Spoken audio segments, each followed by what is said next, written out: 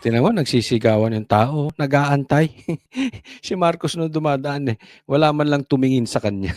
Dinudumog, Duterte!